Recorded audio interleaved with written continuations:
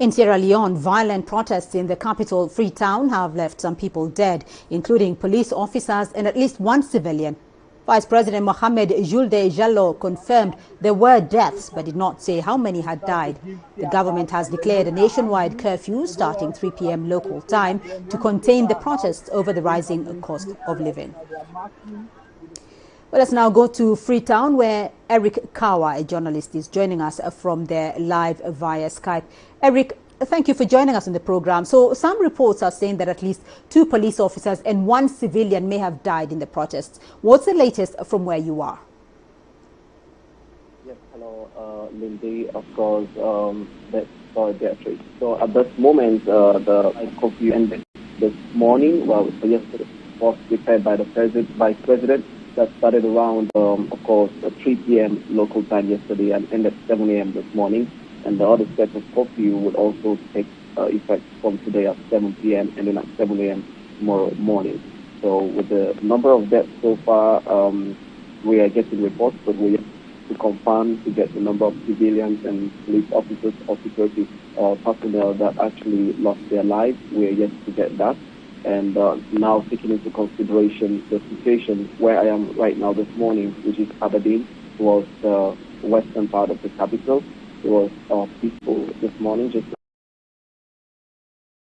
yesterday. Of course, we saw few vehicular movements, and the most affected areas yesterday where we saw a lot of protests has to do with the eastern part and some central parts of the capital, as well as some areas around the northern part of Sierra Leone.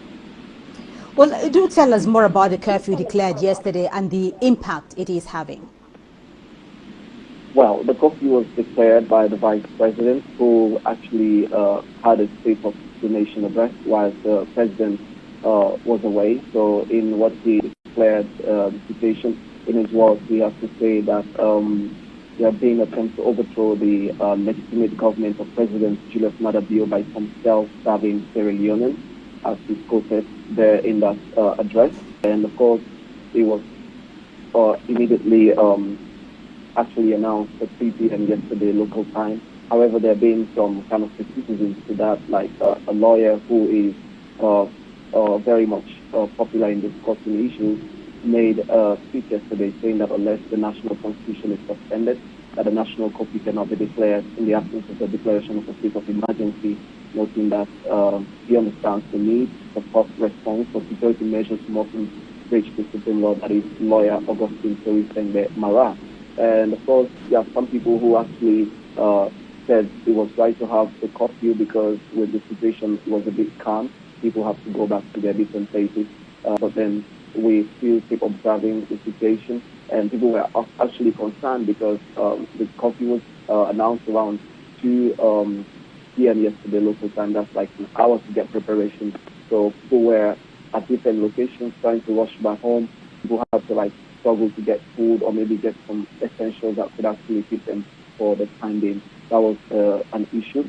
And of course, when there's a curfew, there might be certain restrictions on movement and the rest of it. So the police, when they made out their release yesterday, they also had to mention that except for a few set of individuals that are allowed to be around, that have to do with essential staff, providing essential services like radio and television stations, telecommunications companies, hotels, and of course electricity generation companies and other essential staff that are allowed to fly in the times that are even within the curfew time. Well, Eric, how is the government though responding to the demands of the protesters? Well, so far what we've heard, we saw the president made a tweet yesterday. He wasn't in town, still trying to confirm as to whether he's in town now or not. But then he had to give a tweet saying that his government had the responsibility to protect every citizen of Sierra Leone, and noting that what happened was unfortunate and will be fully investigated, urging all Sierra Leoneans to be calm. And also the Minister of Information and Communication, whilst the BBC's Umar Fofana on Focus on Africa yesterday said that self-seeking politicians are trying to use young people to perpetrate these forms of violence. And of course, they also said that they didn't receive any form of request for any protesters for planning to stage such protests. that the individuals that are staging the protest are unknown. They don't know who is exactly behind this one. And then they actually didn't speak for parents. They didn't give them the clearance. They just took it upon themselves to be protected.